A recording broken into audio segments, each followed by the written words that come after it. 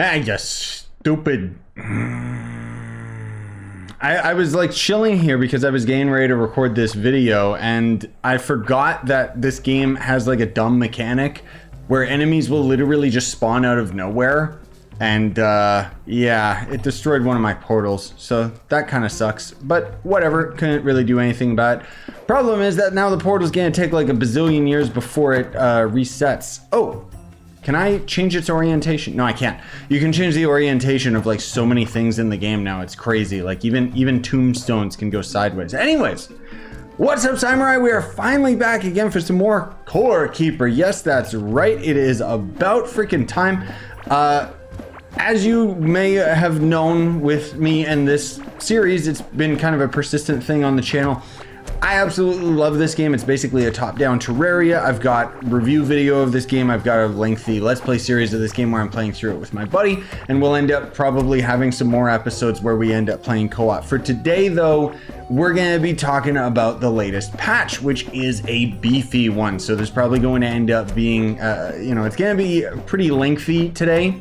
The reason I want to get this out of the way now is because I think that it's important for me to share what the patch actually adds because it's so significant, so that you guys aren't completely lost as to what's going on when I'm more organically playing through the game and, messing around with my buddy and stuff like that, right? So right now, ignore me. I'm just trying to get, oh dear God, these things forge so slowly. I'm trying to get things set up because one of my veins, like both of my veins are gone. So it just, yeah. Anyways, hopefully you are excited for the series to end up having a return. There has been quite a few updates to the game since I last played. Namely, there has been pets added to the game, which is something that I'm only slightly interested in. Nothing significant enough that I wanted to like come back to the game and hardcore like start grinding it or anything like that. But without further ado, the major updates for this update is going to end up being the new biome. So the Shimmering Frontier can be found in any direction far out in the world. So if we open up our map, you'll notice that they finally added coordinates. It's where your cursor is, which is super duper convenient. And the Shimmering Frontier, they mention it's a biome, but as far as I can tell, it's actually just a structure generation, unless I'm incorrect about that. But like right here, you can see this is actually a really, really beefy shimmering biome that I had generate over in the desert. Basically, it's in chunks that you haven't discovered and is 1200. You see how in brackets the coordinates right there? 1200 is the distance of blocks away from the core, the center of your world. And that is going to end up being where this biome can generate. So what you can easily end up doing is just taking a point that's 1200 blocks away and then just slowly going clockwise through your world, as you can see I did over here, to slowly discover more of them. So I actually discovered one here. I went over in this arc and I ended up discovering a temple here or something. I don't think that it's actually more of the biome. But I already explored so much of my ocean that there's not really many other areas there could be unless there was one over here. My friend just straight up generated a new world so that he could end up finding it. It's a pretty cool biome. But again, we're not going to tackle that today because I want to share that for the Let's Play. Most of all, I just wanted to let you guys know that it exists and it's actually pretty cool. So there's also an Atlantean worm boss, so you can confront the aquatic Leviathan. It's a new boss that is in the trailer for the update, which actually looks really, really cool. New types of challenging events can be found in the Shimmering Frontier. Complete them and be rewarded. So if you end up going to the Shimmering Frontier biome or whatever, there will be a challenge where you gotta fight a bunch of enemies and stuff, and essentially once you win that challenge, you'll gain access to a new merchant that'll start spawning in your house or in your main base, so long as you have everything set up for them to spawn. And they'll actually sell the new bait that is required for the new boss. That is actually another ocean boss. But the cool thing is that this boss can actually just spawn anywhere in the ocean, and it actually moves around in the ocean. It's like a giant sea creature. It's really cool and kind of scary. They also ended up adding some new ripple effects to the water and stuff, and we'll talk about that in due time. But one thing that I do need to draw attention to with this game that I personally think is the best development cycle and roadmap I have seen with any video game, period. Like, I'm not even kidding. These devs get it, because every time they end up adding new content to the end of the game, they add so many more things to flesh out the early game, the mid game. Like, they tackle the entire game with every one of their updates. Sure, for the end game, there might not seem like there's that much content, but there's just so much content packed into this update that I should shut up and get to it. So the biggest is going to end up being the upgrade station. So you can craft this at a Scarlet workbench, and this station allows players to upgrade the item level of equipment, tools, and weapons, making them stronger. This allows players to use a much larger variety of equipment setups, as lower level items can become competitive with late game items, but at a cost of upgrading them. Now, does that mean that a fully upgraded Galaxite armor is going to be better than a fully upgraded copper armor? More than likely. But I really appreciate the idea of this, because one thing that's actually very unique with Core Keeper that you've probably already noticed is that a lot of the armor in the game, there's not really any armor that is outright the best, right? Like, they all have their different stat values. They all end up having different perks that work towards a very specific build. So the only reason I'm using this is just because it was the hardest armor to get in the game, the desert. It was the more recent armor. But personally, the builds that I use are usually going to end up being a melee build, which is why I have like all of this crit stuff. And there's a new armor set that's like a ninja set that has even more crit. So the point being is that while that armor might not be as good as this armor outright, I can level it up. Right? And that's kind of the important thing. You'll notice there's an item level tied to all of these different things. I don't know how much stats that's going to improve with the legendary items. It could mean that Phantom Spark becomes one of the best. My Octarine Axe is really good, but maybe we would end up upgrading the legendary sword and it would end up being stronger. It's just, yeah, it's really cool. So they also added, incidentally, 50 new pieces of equipment. So yeah, moving on to the gameplay. They mention how they've added 3 new enemies to the game: the orbital turret, Memite, and Nilipede, or Nilipede. I hate the Nilipedes. They burrow through walls. Basically, think World Eater from Terraria. It's finally in this game, and I hate them so much. There's also a new roaming creature, the Crystal Snail. It's actually beautiful, gigantic, and as it roams around, it'll destroy blocks in its path, but you can pick away at its shell to get new ore off of it. It's actually a really cool system. There's also a new species of cattle. The Kelpie is a turtle-like cattle that roams the beaches in the sunken sea and eats kelp to produce kelp dumplings, a new food item. Cattle breeding is also in the game now. So cattle can now breed to spawn baby cattle. A baby cattle will spawn when 2 cattle of the same type have eaten enough food over time and are near each other. New baby cattle are Mooncalf, Bambuk Kid. They got all these different puns and stuff. Basically, we've got Minecraft breeding for cattle now, so that's pretty cool. I do not have a cattle ranch or anything like that because, again, I've skipped the last few updates, frankly speaking. There's also the Materializer, an object acquired from the new event, allows players to weave free matter into a temporary living being. Find it to discover what that means. I assume based on the trailer, it's going to basically be a mining gun that is a laser of death that can mine ore so that you don't have to use drills anymore. I hope that's what it is. I don't know what it is. Don't tell me in the comments, please. I'm looking forward to it either way. So there's also a new radiated themed merchant that sells new unique items. The merchant may sell an important item for a new boss. That's the one we mentioned previously. There's also some new tools. So there is a roofing gadget, which allows players to either create roof tiles to block light or or break a hole in the ceiling to let light shine down.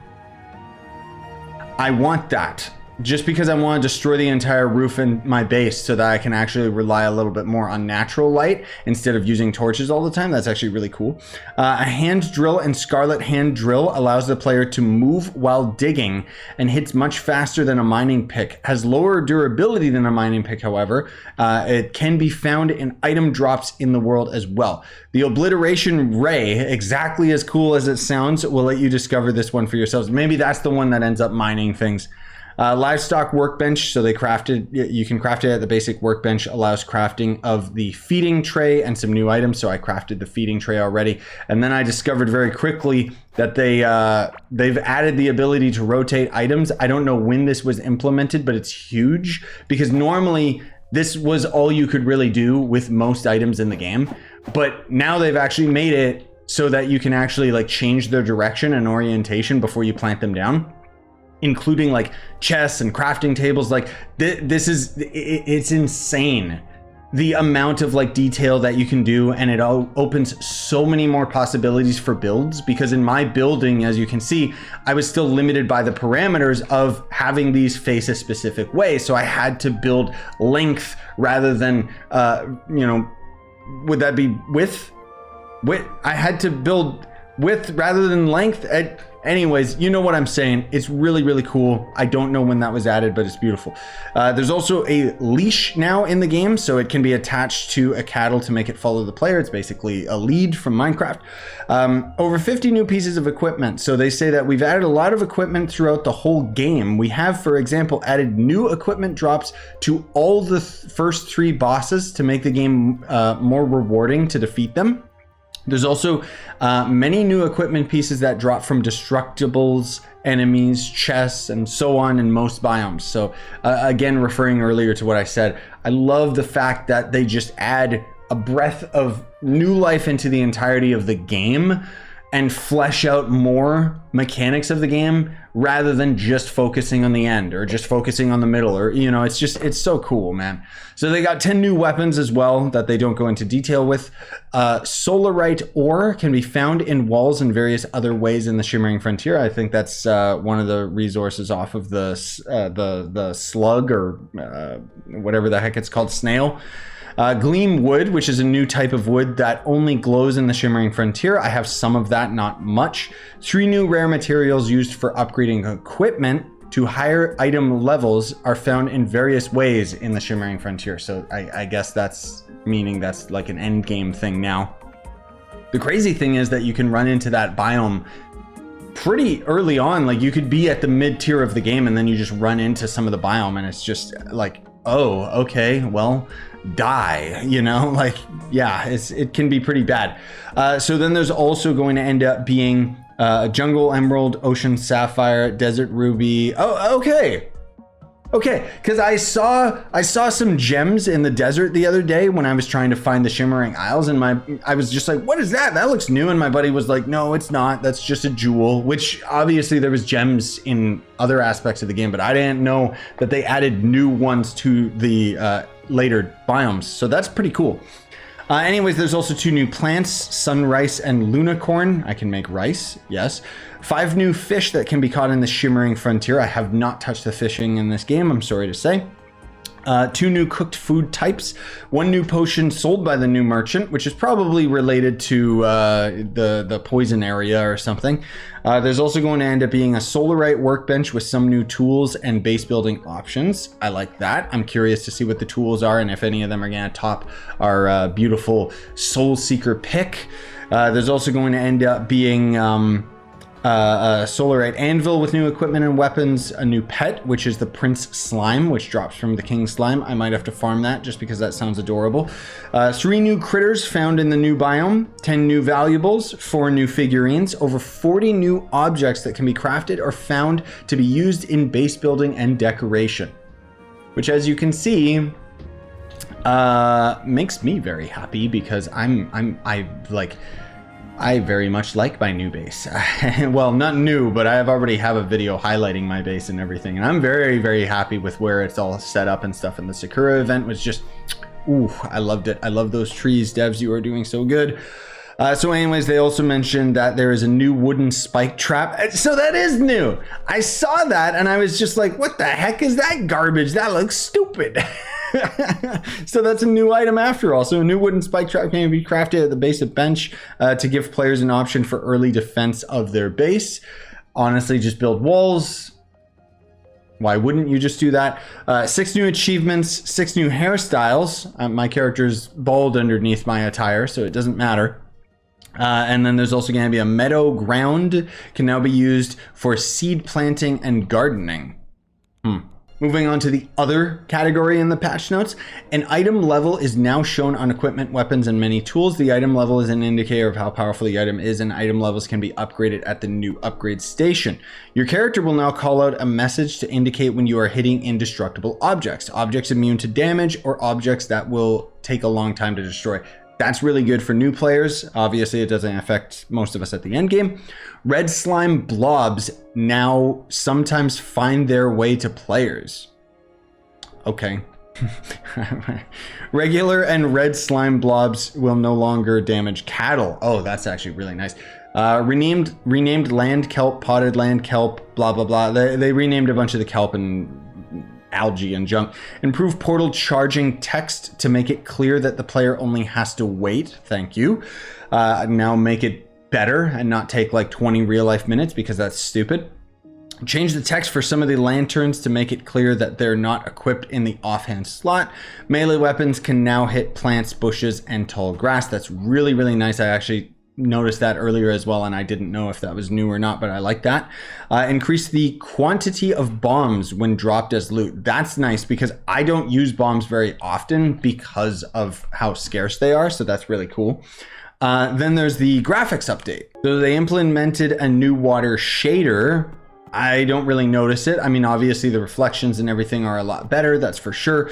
They also have the wave/phone simulation. So if I get rid of this, and then I place it back down. I'm a little slow right now. Watch the water. Yeah. Really nice, huh? Now, most of all, that's going to be noted when you are riding around with your boat and stuff. I think it would be really cool if it had the foam kind of reflect off of like certain edges and stuff like that, just naturally. But whatever. Improved ambient occlusion on medium and high settings by taking directional light information into account. This makes AO appear less muddy in areas with strong direction, indirect lighting, and should improve overall visual quality. Sure. Added new caveling brute emote animations. That's funny. Adjusted the party hat's position on the head to better suit all hairstyles. Adjusted destroy particles for certain objects. Bosses now explode into particles and it's beautiful. Added destroy particles for some objects that were previously missing. Figurines that cannot be put into the new materializer object now have different colored bases. That's a hint. That means the materializer is for duplicating items, probably at a cost. That's huge if that's the case. That's basically like vanilla creative mode. They also made it so that figurines and just drops from bosses in general, I don't know if this was added with the pets update or not, but they are a lot more common. So additional audio visual feedback for certain buttons on the character creation screen, tweaked the shadow position for torches, adjusted the effects for explosive deposits, and improved healing effect for enemies and bosses. One thing that I can report is that performance is a lot worse. That's one thing that I wish that they would overhaul with this game and make better, is the performance gets really, really bad the longer you've been in a world, and more specifically, the more you build out your base. Like, I was playing before this update, just like a day before, just to kind of brush up on my skills and my experience with the game, and I noticed immediately when the patch hit that performance is a lot more stuttery here. I don't know if it's going to show up in the recordings, but it's really, really bad, especially when I come over here to my redstone monster and my auto smelter. Like, it's terrible, dude. I don't know what the devs did, but my God, please, like, start focusing on performance with this game. My God. So there's a couple audio changes with goats and stuff like that. We're gonna skip over that and go right to the balancing. So they slightly reduced inertia of boats, making them a bit faster when turning around. So that's nice. Stats on several equipment and weapons have been slightly rebalanced. The maze that contains the clear gemstone can now spawn up to 3 times in the world to match the amount of chipped blades that can be found. Too little too late for me and my friend, but that's still really cool. Reduce the amount of enemies that spawn in groups in multiplayer. Enemies can generally no longer destroy defensive base building options such as doors, fences, and crafted walls. Previously, this was based on tiers of enemies and base building options, but this has been simplified to avoid having to rebuild all walls and doors in a base for the purpose of defense. That's actually really cool. I like that. The different base building options are now mainly intended just for decorative purposes. That's very forward thinking. I like that, devs. Slightly reduce the slowness from the encumbrance present talent. And reduce the health of Amarok's tentacles. The tentacles now also despawn after a longer duration. And overall, as I've been refighting a lot of the bosses and stuff like that with my mate, you know, off camera and junk, I can very, very happily report that this game has gone through some serious rebalancing since I last played it. A lot of the stuff that I'm referencing as new is new to me, but might have already been dealt with in a previous patch, like the pet patch or something. But I have noticed that the game is generally a lot easier. And I mean that in a good way, because enemies used to basically two-shot you even with the best armor in the game. So it's nice now that you stand a bit of a chance. Performance changes. So procedural generation of dungeons is now spread over multiple frames. This reduces stuttering when exploring new parts of the world. So basically chunk loading is better. Sharing maps using the cartography table now only transmits map sections that changed since the last time the table was used. Reduces bandwidth and requirements, and the time delay before the map is updated is visible. Various performance improvements throughout the code base, except no, it hasn't. It's gotten considerably worse. The other thing that I seriously wonder is it because my world is so old? You know, like there's all this leftover issues with it or whatever. Like, I don't know if there's any way that they could end up improving the performance here for anything, but yeah. So you can see here with the fish, by the way, that's the new wave particles or foam or whatever. It just looks absolutely breathtaking. So there's also going to end up being a whole bunch of bug fixes, which we're going to skip over those because that's busy work and boring work, and there's not really any reason to talk about all that stuff. And that's pretty much it. That's going to do it for the patch notes. I don't want this video to be like 30-40 minutes long by going through all these individual bugs, but I will put a link in the description to the patch notes so that you guys can read it for yourselves. With all of that out of the way, I am very, very happy. Why does he keep doing this? I don't know why he does that sometimes. I'm very happy to be back to playing more Core Keeper, and you can definitely expect to see more videos from me in the future as we end up going through this new update and diving through the beauty of it all and grinding out all the new gear and everything like that. I'm not necessarily promising that I'm gonna have these videos every day or anything, because otherwise the channel's gonna be oversaturated with way too many different videos, and I myself am gonna be extremely overworked. But things are starting to pick up, man. Like, on top of all this Core Keeper stuff, next week we got Lords of the Fallen. The week after that we got Sonic Superstars, Spider-Man 2, Mario Wonder. Like, there's so many things happening this month, and gaming is just really starting to ramp up. So you can expect all of that and more coming to the channel. But in the meantime, for the Core Keeper fans, we're finally back.